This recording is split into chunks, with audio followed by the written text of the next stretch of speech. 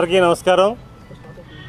Telugu Desam party నాయకులకు media మిత్రులందరికీ కూడా అభినందనలు తెలియజేసుకుంటూ, మొన్న జరిగిన మహానాడు విజయవంతం చేసిన తెలుగుదేశం పార్టీ కేడర్కు, ప్రజలకి, అభిమానులందరికీ కూడా హృదయపూర్వక నమస్కారాలు తెలియజేసుకుంటూ, కృతజ్ఞతలు తెలియజేసుకుంటూ, ఎందుకంటే ఈరోజు భారతదేశంలోనే తొలిసారిగా మనం చేస్తున్న ఈ టెక్నాలజీ చేసుకునే కార్యక్రమం అద్భుతంగా జరిగింది.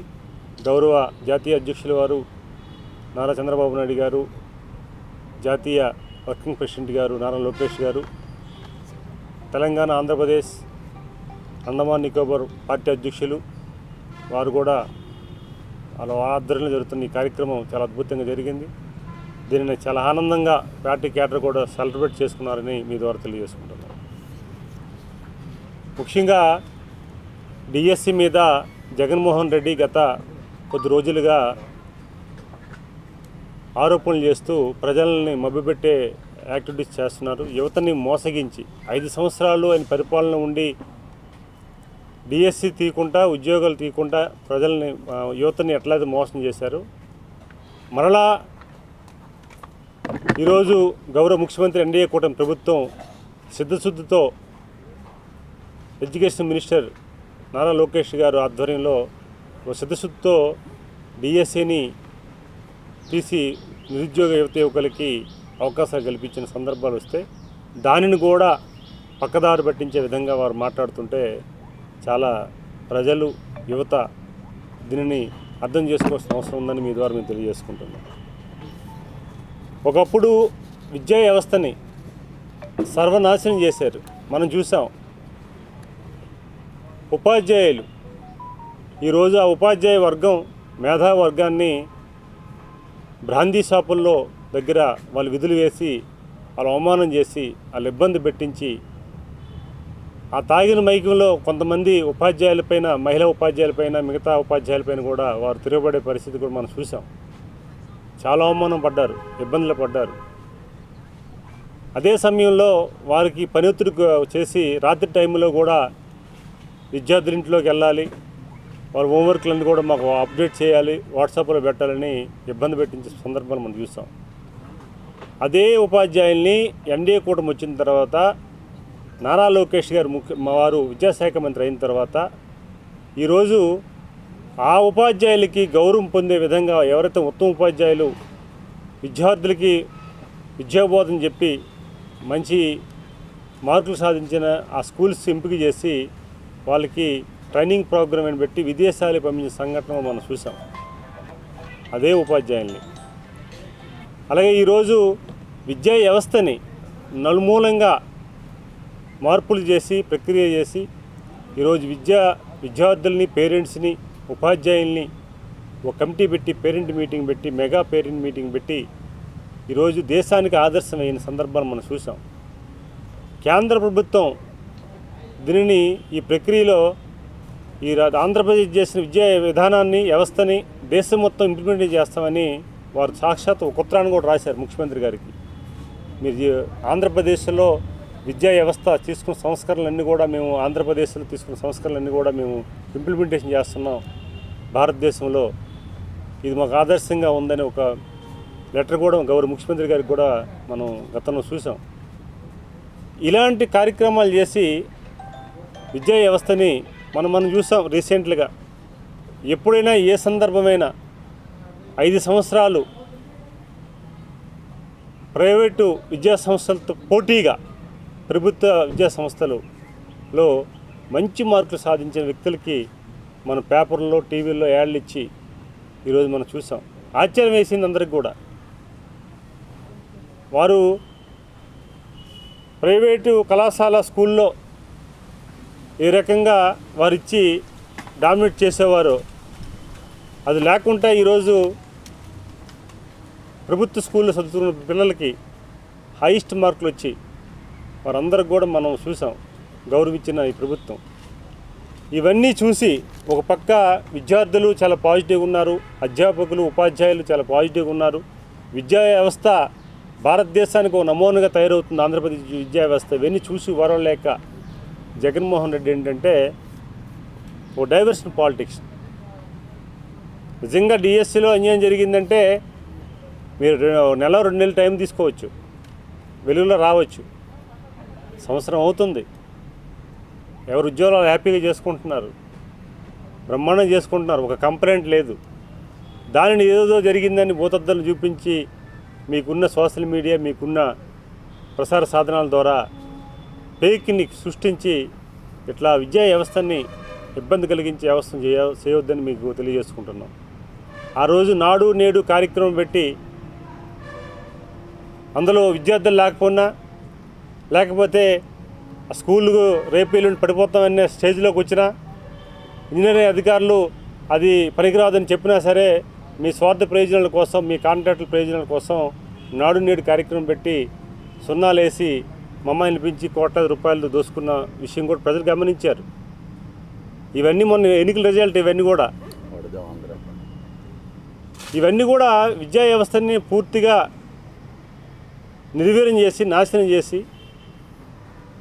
మీ స్వప్రయోజనాల కోసం విద్యా వ్యవస్థని వాడుకున్నారు. అలాంటి సందర్భాల్లో నారా లోకేష్ గారు ఒక విద్యావంతుడు, ఒక విద్యా వ్యవస్థని సమూలంగా తీర్చిదిద్దాలనే ఆలోచనతో ముఖ్యమంత్రి గారు ఇచ్చిన అవకాశాన్ని వినియోగించుకుంటూ ప్రజలతో మమేకం అవుతుంటూ ఉపాధ్యాయ వర్గాలకి గౌరవం ఇచ్చే విధంగా వారు చూసిన సలహాలు తీసుకొని కూడా ఈరోజు విద్యా వ్యవస్థని మార్పు తీసుకొస్తే దాన్ని నేను బస్టు పెట్టించిన మీరు లోకేష్ గారు మన డిఎస్సిలో విద్యాశాఖ మంత్రి ఏదో అన్యాయం చేశారు అని మీరు మభ్యపెట్టడం అనేది దుర్మార్గం సరియనగా మీ ద్వారా మేము తెలియజేసుకుంటున్నాం. ఎందుకంటే గతంలో చేసిన డిఎస్సీలు ఎన్నికల ముందు 2019 ఎన్నికల ముందు 2,30,000 ఉద్యోగాలు ఇస్తాం, 23,000 టీచర్లు ఖాళీగా ఉన్నాయని చెప్పేసి అధికారంలోకి వచ్చిన మీరు మెగా డిఎస్ తీయకుండా మెగా దగా చేసి కేవలం 2024 ఎన్నికలకి 2 నెలల ముందు నోటిఫికేషన్ ఇచ్చి ఒక 6,000 పైన పోస్టులు కంటితోటి నోటిఫికేషన్ ఇచ్చారు. అది కూడా మమాయిని ఇచ్చారు. అది కూడా ప్రజలు గమనించారు. దాంతో ఈరోజు ప్రజలందరూ కూడా నిరుద్యోగ యువకులందరూ కూడా దగాబడిన నిరుద్యోగ యువతులందరూ కూడా మన ఎన్నికల్లో భారీ ఎత్తున పాల్గొని ఎన్డీఏ కూటమి ప్రభుత్వానికి సహాయ సహకారాలు అందించిన విషయం కూడా మనకు తెలుసు. అందుకే ఇప్పటికైనా జగన్మోహన్ రెడ్డిని గుర్తుపెట్టుకోవాలి. ఎందుకంటే ఈరోజు యువత కానీ ప్రజలు కానీ మీ ఫ్యాక్షనిస్ట్ రాజకీయాల్ని, మీ తాతలు ముత్తాతలు ఈ రాష్ట్రానికి, ఉమ్మడి రాష్ట్ర తెలుగు ప్రజానీకానికి చేసిన అన్యాయాన్ని తెర మీదకి వచ్చి ఎక్కడ చర్చించుకుంటున్నారు. ఈ ఫ్యాక్షనిస్ట్ రాజకీయాలు, వాళ్ళకి సహాయం చేసే వ్యక్తులు ఏ రకంగా వారు ఇబ్బంది కలిగించారు అవన్నీ తెర మీద రావడంతో దాన్ని డైవర్ట్ చేయడానికి జగన్మోహన్ రెడ్డి ఎంపిక చేసుకున్నాడు తప్ప ఇంకోటి లేదు. వచ్చాడు, మాట్లాడాడు, మళ్ళీ బెంగళూరు ప్యాలెస్కి పోయాడు. కేవలం ఒక సిద్ధాంతపరమైన అంశం చెప్పండి. ప్రభుత్వాన్ని ఏ రకంగా పరిపాలించాలో ప్రతిపక్ష పాత్ర మీకు పార్టీ ప్రజలు ఇవ్వనప్పుడు కూడా 5 సంవత్సరాలు ముఖ్యమంత్రికి పనిచేసే కనుక మా ప్రభుత్వం ఖచ్చితంగా మీ సలహాలు తీసుకుంటుంది. కానీ ప్రజల్ని ఇబ్బంది కలిగించి మభ్యపెట్టి అంశాలు చెప్తే మాత్రం తీసుకోదు. గతంలో చాలా సందర్భాల్లో గౌరవ ముఖ్యమంత్రి చంద్రబాబు నాయుడు గారు వారు ముఖ్యమంత్రిగా ఉమ్మడి రాష్ట్రంగా పనిచేసినప్పుడు కానీ చాలా సందర్భాల్లో కానీ వారు ప్రతిపక్షాలు ఏవైనా ఇచ్చినా సరే దానిని ఎజెండాలో పెట్టి చర్చించిన సందర్భాలు ఉన్నాయి. కానీ ఈరోజు మీరు చేసే ప్రతి అంశం కూడా చూడండి. మనం ఎన్నికలయ్యి మన దాదాపు 2 సంవత్సరాలు అవుతుంది. ఈ 2 సంవత్సరాల్లో కూడా ఎక్కడ కూడా మీ ప్రెస్ మీట్లో కానీ ఆయన ప్రస్తావించిన అంశాలు చూస్తే ప్రతిదీ కూడా ప్రజల్ని ఇబ్బంది పడే పరిస్థితి, ప్రజలకి అర్థం లేని విషయాలు చెప్పడం. మనం అమరావతి రాజధాని ఏర్పాటు చేసుకున్నాం, నోటిఫికేషన్ వచ్చింది, కేంద్ర ప్రభుత్వం విడుదల చేసింది, పార్లమెంట్లో చట్టమైంది. అదే రోజున మావిగా నిన్న పెట్టి ఒక ప్రెస్ మీట్ పెట్టాడు. ఒక మెలియేసే విధానం. ఎస్, కేంద్ర ప్రభుత్వం చేసింది, ఇంప్లిమెంట్ చేసింది, స్వాగతిస్తున్నాం. నువ్వే చెప్పావు కదా ఎన్నికల ముందు రాకముందు, అధికారంలో రాకముందు చెప్పావు అమరావతి మా రాజధాని అని. అంటే మీకు ఎగ్జాంపుల్ చెప్తున్నాను. ఇవన్నీ అన్ని డైవర్షన్. ఏదైనా ప్రభుత్వానికి మంచి పేరు వస్తుంది, చరిత్రలోకి అది రికార్డ్ అవ్వబోతుందనే సమయంలో జగన్మోహన్ రెడ్డి యూటర్న్ తీసుకొని మభ్యపెట్టే ప్రయత్నం చేయడం అనేది ఆనవాయితీ. దానికి కొంతమంది వైసీపీ నాయకులు భజన చేయడం అనేది దురదృష్టకరం. సరే, ఆయనకంటే తండ్రి అధికారాన్ని అడ్డం పెట్టుకొని కోట్లాది రూపాయలు దోసుకొని ఈరోజు విలాసవంతమైన భవనాలు కట్టుకొని ఎంజాయ్ చేస్తున్నాడు. మీరు కొన్ని ప్రభుత్వాల్లో పనిచేశారు, మీరు మంత్రులుగా పనిచేశారు, మీరు సీనియారిటీ ఉంది, మీకేం అవగాహన ఉంది. ఆయన ఏం చెప్తారు చెప్పడమే పరిస్థితి ఏంటి? ప్రజలు ఏమనుకుంటున్నారు, నవ్వుకుంటున్నారా లేదా తెలుసుకోవాల్సిన అవసరం ఉంది. ప్రజా జీవితం ఉండేటప్పుడు మనం నాయకుడు తప్పు చెప్పినా సరే ఖచ్చితంగా అది కాదని లోపలనే చెప్పాలి, బయటకు వచ్చినా చెప్పాలి. మీరు కూడా ఇట్లా మాట్లాడడం దురదృష్టకరం. విద్యా వ్యవస్థని ఈరోజు నారా లోకేష్ గారి ఆధ్వర్యంలో అద్భుతంగా చేశారు. మీ ఆత్మపరిశీలన కూడా మీకు తెలుసు. గతంలో విద్యా వ్యవస్థ ఎంత కష్టపడిందో, ఎన్ని స్కూల్స్ మనం మూసివేసాము, పిల్లలు లేని స్కూళ్ళని కూడా మనం రన్ చేసిన సందర్భాలు ఉన్నాయి, పిల్లలు లేక మూసేసిన స్కూల్ కూడా ఉన్నాయి. ఇవన్నీ కూడా మనం చూసాం మీ టైంలో. ఇప్పుడు నారా లోకేష్ గారు అడ్మినిస్ట్రేషన్లో ఈరోజు విద్యా వ్యవస్థ ఎంత మెరుగుపడిందో మీ ఆత్మపరిశీలన కూడా తెలుసు. అందుకే జగన్మోహన్ రెడ్డి టీంకి ఖచ్చితంగా డిఎస్సిలో కానీ విద్యా వ్యవస్థల మీద కానీ వారు స్పష్టత ఉండాలి. ఈరోజు మీరు చేస్తున్న అభియోగాన్ని నిరుద్యోగ యువకులు కూడా ఆత్మవిశ్వాసాన్ని, ఆత్మాభిమానాన్ని దెబ్బతీస్తుంది. విధుల్లో ఉన్న ఉపాధ్యాయులు కూడా వారు ఆత్మాభిమానం కూడా దెబ్బతింటుంది. రాబోయే ఉద్యోగ అవకాశాలు కూడా యువకులకు కూడా ఈ ప్రభుత్వం పైన ఎంత నమ్మకంతో ఉన్నారో నమ్మకాన్ని సల్లగించడానికి మీరు చేస్తున్న ప్రయత్నం అని సందర్భంగా తెలియజేసుకుంటూ, బాధ్యత గల ప్రభుత్వం, బాధ్యత గల ముఖ్యమంత్రి ఉన్నారు. సమాజమే దేవాలయం, ప్రజలే దేవులు అనుకున్న తెలుగుదేశము పార్టీ ఉంది. అదే సమయంలో ఈరోజు దేశానికి ఒక దిక్సూచైన బీజేపీ ఉంది. ఈరోజు ప్రభుత్వానికి అండగా ఉండి ఈ దోపిడీ ప్రభుత్వాన్ని బంగాళాఖాతం కలపాలని మొదటి వ్యక్తి అడుగేసిన పవన్ కళ్యాణ్ గారు ఉన్నారు.